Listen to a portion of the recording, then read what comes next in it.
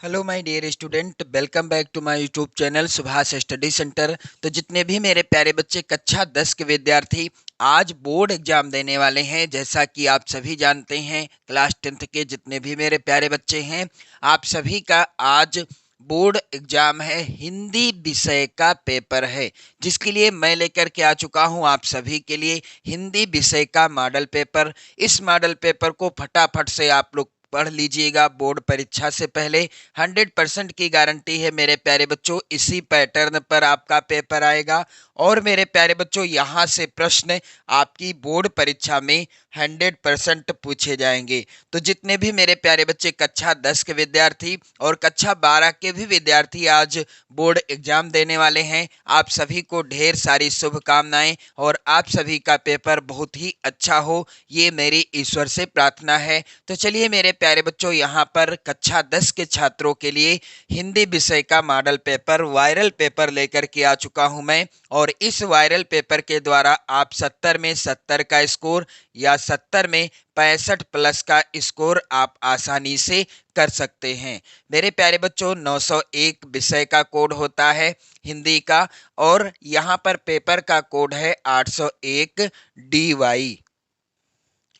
आज जब आप पेपर देने जाओगी तो आपको समय कितना मिलेगा? हिंदी के पेपर में 3 घंटे 15 मिनट का समय मिलेगा। पेपर का पूर्णांक मिलेगा 70 अंकों का, यानी पेपर का पूर्णांक कितना रहेगा? 70 अंकों का रहेगा। कुछ नोट दिए गए हैं यहाँ पर। प्रारंभ के 15 मिनट पहले आपको पेपर मिल जाएगा, किस लिए मेरे प्यारे बच्चों? पढ़ने के लिए। और 3 घंटे का समय आपको मिलेगा पेपर को सॉल्व करने के लिए। पेपर 2 खंड में विभाजित रहेगा, खंड आ और खंड बा में। खंड आ में 20 अंक के बहुविकल्पी प्रश्न होंगे, जिनका उत्तर आपको ओएमआर सीट में भरना होगा। कैसे भरना है मैंने आपको बता दिया है, आप जो है वीडियो देख चुके ही होंगे। मेरे प्यारे बच्चों, यहाँ पर आप लोग ध्यान दीजिएगा। ओएमआर सीट के जो 20 प्रश्न आएंगे, प्रत्येक प्रश्न 1 अंक का होगा। यदि आपने इन 20 प्रश्नों का उत्तर सही सही ओएमआर सीट में भर दिया और ओएमआर सीट को सही से भर दिया, तो आपको 20 नंबर पूरे पूरे मिल जाएंगे। मेरे प्यारे बच्चों, खंड बा 50 अंकों का है, जिसके प्रश्नों का उत्तर आपको अपनी बोर्ड परीक्षा की कॉपी पर लिखना है। कैसे लिखना है मैंने वीडियो बना दी है, आप देख भी सकते हैं चैनल पर।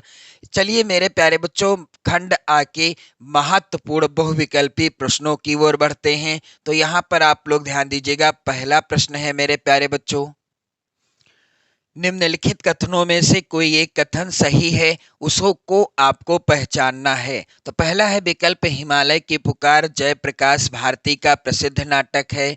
दूसरा विकल्प गुनाहों का देवता धर्मवीर भारती का उपन्यास है। तीसरा विकल्प संस्कृति के 4 अध्याय दिनकर जी का काव्य संग्रह है। और चौथा पुनर्नवा हजारी प्रसाद द्विवेदी का आलोचनात्मक ग्रंथ है। तो मेरे प्यारे बच्चों, सही उत्तर क्या होगा? गुनाहों का देवता धर्मवीर भारती का उपन्यास है। दूसरा प्रश्न है मेरे प्यारे बच्चों, वेरी वेरी इंपॉर्टेंट, सरस्वती किस युग की पत्रिका है? तो यहाँ पर आप लोग ध्यान दीजिएगा। सरस्वती दिए गए विकल्पों में से द्विवेदी युग की पत्रिका है, और सरस्वती पत्रिका का संपादन सन 1903 ईस्वी में आचार्य महावीर प्रसाद द्विवेदी जी ने किया था। यदि प्रश्न आ जाए सरस्वती पत्रिका का संपादन किसने किया? आचार्य महावीर प्रसाद द्विवेदी जी ने सन 1903 ईस्वी में किया था। मेरे प्यारे बच्चों, वीडियो काफी ज्यादा इंपॉर्टेंट है, वीडियो को बिल्कुल भी स्किप मत कीजिएगा। एक एक प्रश्न आपकी बोर्ड परीक्षा के लिए सबसे ज्यादा इंपॉर्टेंट है। शुक्ल युग की समय अवधि क्या है? अगला प्रश्न है, और इसका उत्तर क्या होगा? सन 1919 ईस्वी से 1938 ईस्वी जो है का समय, ये शुक्ल युग का समय है। प्रश्न अगला है, रस मीमांसा के लेखक कौन है? तो रस मीमांसा किसकी रचना है मेरे प्यारे बच्चों?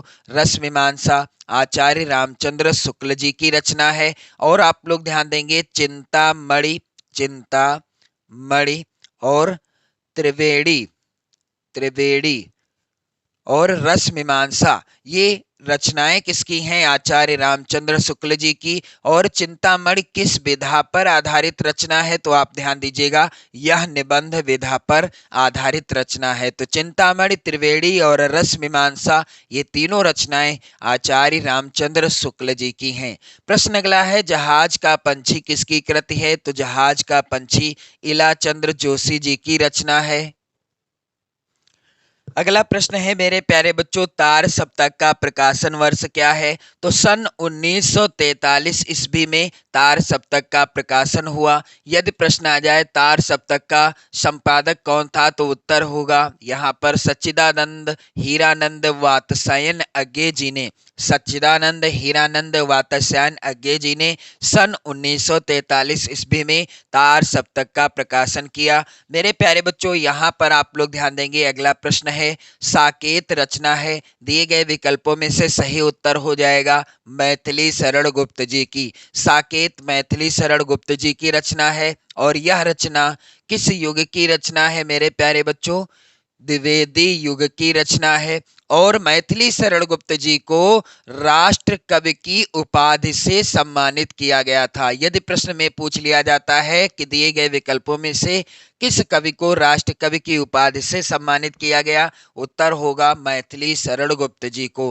प्रश्न संख्या अगला है यहाँ पर 8, आधुनिक काल की समय सीमा क्या है? तो समय सीमा से एक ना एक प्रश्न जरूर आएगा बोर्ड परीक्षा में।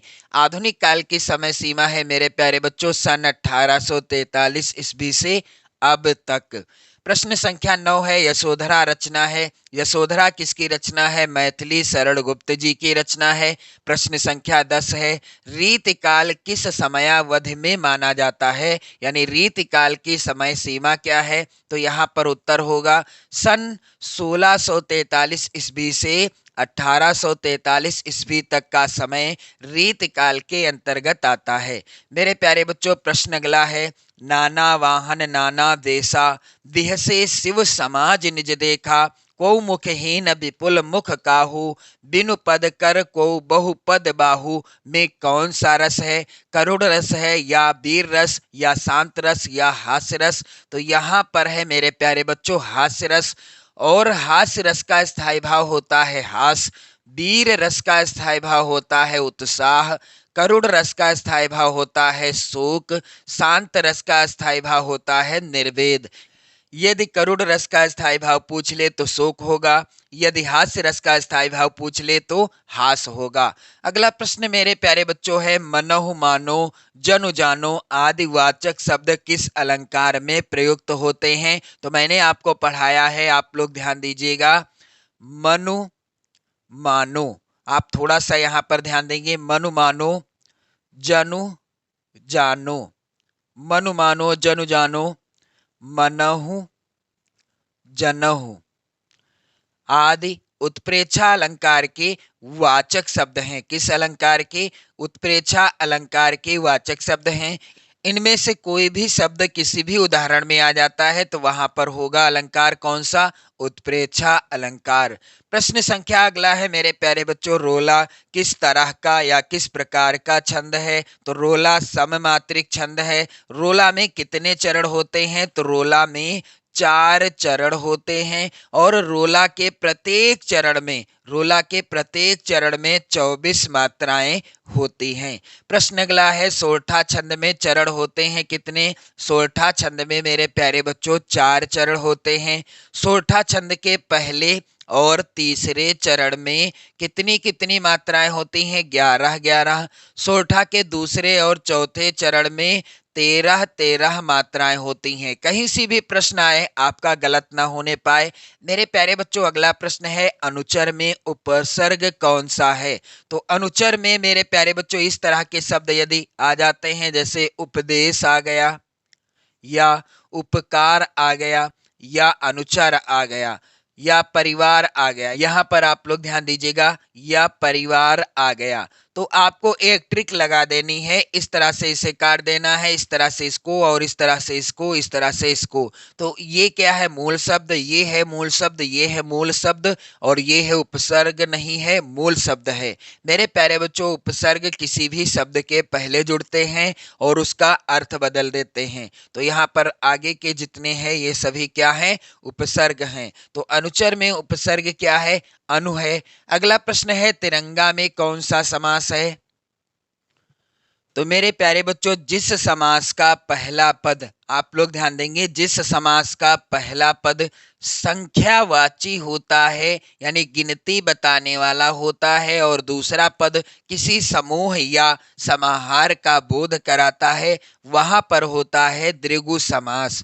मेरे प्यारे बच्चों, प्रश्न 17 है। आप लोग वीडियो को शेयर कर देना। मेरे प्यारे बच्चों, इसी पैटर्न पर पेपर आएगा आज आपकी बोर्ड परीक्षा में। प्रश्न अगला है, तद शब्द का तृतीया बहुवचन का रूप क्या होगा? तो तद शब्द का तृतीया बहुवचन का रूप हो जाएगा तेभ्यः। पिताजी ने राकेश को बाजार भेजा, वाक्य में उद्देश्य क्या है? यहाँ पर उत्तर क्या होगा? आप लोग कमेंट करके बताइएगा। प्रश्न संख्या 19 है, जब वाक्य में भाव की प्रधानता होती है तब वाच्य होता है भाववाच्य। वाक्य में प्रयुक्त शब्द क्या कहलाता है? पद कहलाता है। फिर खंड बा में वर्णनात्मक प्रश्न पूछे जाएंगे जो कि होंगे 50 अंक के। पहला प्रश्न है, निम्नलिखित गद्यांश पर आधारित 3 प्रश्नों का उत्तर दीजिए। तो यहाँ पर पहला जो गद्यांश है वेरी वेरी इंपॉर्टेंट है। आज विज्ञान मनुष्य के हाथों में अद्भुत और अतुल शक्ति दे रहा है। उसका उपयोग एक व्यक्ति और समूह के उत्कर्ष और दूसरे व्यक्ति और समूह के गिराने में होता ही रहेगा। मेरे प्यारे बच्चों, यह जो है गद्यांश किस पाठ से लिया गया है? आप लोग यहाँ पर ध्यान देंगे। यह गद्यांश लिया गया है मेरे प्यारे बच्चों, आप लोग ध्यान दीजिएगा, भारतीय भारतीय संस्कृति शीर्षक पाठ से। और इस पाठ के लेखक हैं डॉक्टर राजेंद्र प्रसाद जी। डॉक्टर राजेंद्र प्रसाद जी हैं। मेरे प्यारे बच्चों, गद्यांश के 3 प्रश्न पूछे जाएंगे और 6 नंबर का प्रश्न आएगा। आपको किसी एक गद्यांश के नीचे दिए गए 3 प्रश्नों का उत्तर देना होगा। यहाँ पर अथवा में भी गद्यांश वेरी इंपॉर्टेंट है। विश्वास पात्र मित्र से बड़ी रक्षा रहती है। जिसे ऐसा मित्र मिल जाए उसे समझना चाहिए कि खजाना मिल गया। यह जो दूसरा गद्यांश है मित्रता शीर्षक पाठ से लिया गया है। मेरे प्यारे बच्चों, इस पाठ के लेखक हैं आचार्य रामचंद्र शुक्ल जी। आप लोग ध्यान देंगे, लेखक कौन है? आचार्य रामचंद्र शुक्ल जी हैं, मित्रता पाठ के लेखक। अगला प्रश्न मेरे प्यारे बच्चों यहाँ पर दूसरा है, दिए गए पद्यांश पर आधारित 3 प्रश्नों का उत्तर दीजिए जिसके लिए निर्धारित हैं 6 अंक। मेरे प्यारे बच्चों यहाँ पर आप लोग ध्यान दीजिएगा। पद्यांश है पहला, निर्गुण कौन देश को बासी, मधुकर कही समुझाई सौह दय, बूझत सांच नहासी। वेरी इंपॉर्टेंट पद्यांश है आपकी बोर्ड परीक्षा के लिए। और मेरे प्यारे बच्चों यहाँ पर यह जो पद्यांश है किस पाठ से है? पद शीर्षक पाठ से लिया गया।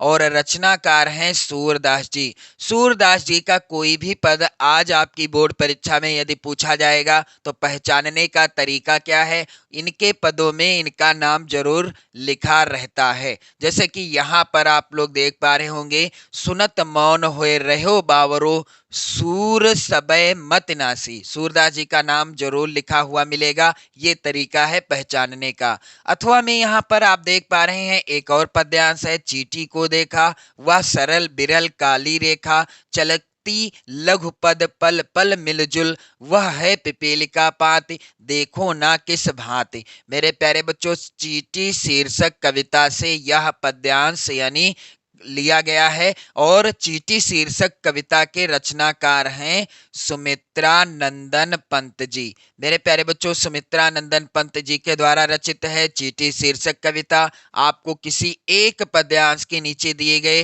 3 प्रश्नों का उत्तर करना है, यानी पद्यांश का संदर्भ लिखना है, रेखांकित अंश की व्याख्या करनी है और एक और प्रश्न का उत्तर देना है। प्रश्न अगला है यहाँ पर प्रश्न संख्या 3, दिए गए संस्कृत गद्यांश में से किसी एक का संदर्भ सहित हिंदी में अनुवाद करना है जिसके लिए आपको 5 नंबर मिलेंगे। सबसे इंपॉर्टेंट गद्यांश है यहाँ पर। इयं नगरे विविध धर्माणाम संगम स्थली महात्मा बुद्धा तीर्थकरा पार्श्वनाथा शंकराचार्य कबीरा गोस्वामी तुलसीदासा अन्ये च बहवा महात्मा नाम अत्रागत्य स्वभियान विचारान प्रसारयन। तो ये गद्यांश लिया गया है किस पाठ से मेरे प्यारे बच्चों? वाराणसी शीर्षक पाठ से लिया गया है, जो कि सबसे इंपॉर्टेंट पाठ है आपकी बोर्ड परीक्षा के लिए।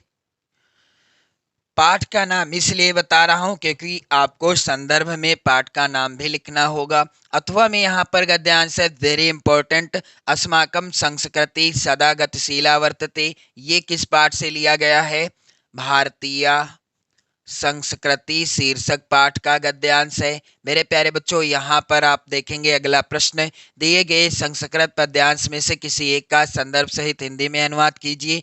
5 नंबर का प्रश्न आएगा। मानम हित्वा प्रियो भवति क्रोधम हित्वा न सोचति। मेरे प्यारे बच्चों, आप लोग ध्यान दीजिएगा, यह है जीवन सूत्राणि शीर्षक पाठ से, जीवन सूत्राणि शीर्षक पाठ से लिया गया है पद्यांश। अथवा में जो पद्यांश है सर्वे भवन्तु सुखिनः सर्वे सन्तु निरामया सर्वे भद्राणि पश्यन्तु माँ कश्चित् दुख भाग भवेत्, यह लिया गया है भारतीय संस्कृति शीर्षक पाठ से। मेरे प्यारे बच्चों, 5वां प्रश्न, अपने पठित खंड काव्य के आधार पर निम्नलिखित प्रश्नों में से किसी एक का उत्तर दीजिए।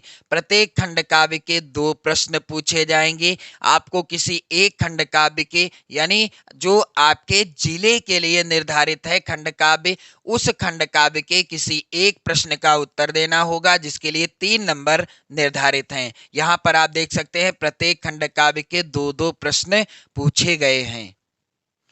प्रश्न संख्या 6 का मेरे प्यारे बच्चों, दिए गए लेखकों में से किसी एक लेखक का जीवन परिचय लिखते हुए उनकी प्रमुख रचना का उल्लेख कीजिए। आचार्य रामचंद्र शुक्ल और जय शंकर प्रसाद। आप लोग ध्यान देंगे, आचार्य रामचंद्र शुक्ल, जय शंकर प्रसाद, डॉक्टर राजेंद्र प्रसाद, इनमें से एक ना एक जीवन परिचय आज आपको बोर्ड परीक्षा में जरूर देखने को मिलेगा।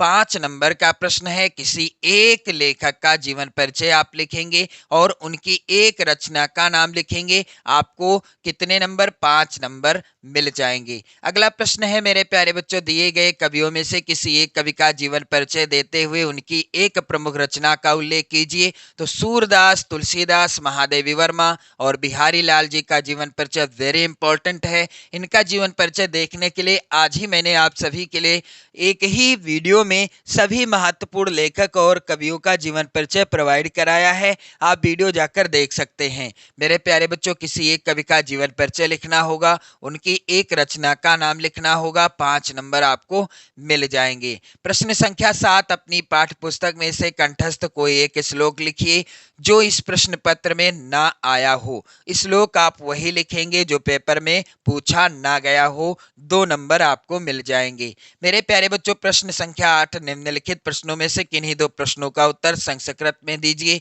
वेरी इंपॉर्टेंट प्रश्न है। भारतीय संस्कृते मूलम किम अस्ति, चंद्रशेखरः कः आसीत्, पुरुराजः कः आसीत्, बेईरः केन पूजिते और आतुरस्य मित्रम किम अस्ति। मेरे प्यारे बच्चों, प्रश्न संख्या 9, निम्नलिखित में से किसी एक विषय पर निबंध लिखिए। 7 नंबर का प्रश्न है।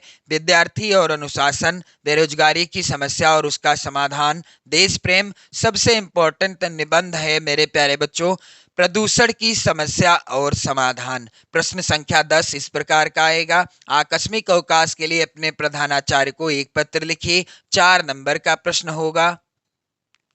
अथवा शहर की सफाई है तो अपने शहर के मुख्य नगर अधिकारी को एक प्रार्थना पत्र लिखिए। मेरे प्यारे बच्चों, इसी पैटर्न पर आज आपका पेपर आएगा। आप लोग पेपर दे के आइएगा, उसके बाद आप कमेंट करके बताइएगा। मेरे प्यारे बच्चों, आप सभी को ढेर सारी शुभकामनाएं। आप सभी का पेपर अच्छा हो, ऐसी मेरी और हम सभी शिक्षक बंधुओं की ईश्वर से प्रार्थना है। तो आप लोग जाओ, अच्छे से जाओ और सावधानी पूर्वक अपनी बोर्ड परीक्षा की कॉपी को भरो, सावधानी पूर्वक ओएमआर सीट को भरो और अच्छे अंक करके आओ, अच्छे नंबर से पास हो, ये हम सभी की अभिलाषा है। जय हिंद।